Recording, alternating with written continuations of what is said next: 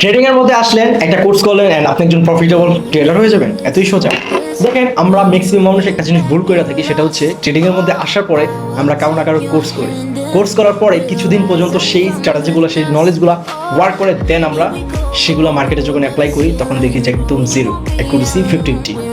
তার মানে কি যার কোর্স করলাম সে ফেক বা বাইনারি ট্রেডিং থেকে বা ট্রেডিং থেকে প্রফিট করা পসিবল না? ব্যাপারটা মোটেও এমন না। আপনি শিখছেন, তবে আপনি মার্কেটের সাথে তাল মিলিয়ে চলতে পারেন। মার্কেট প্রতিদিন আপডেট হয়।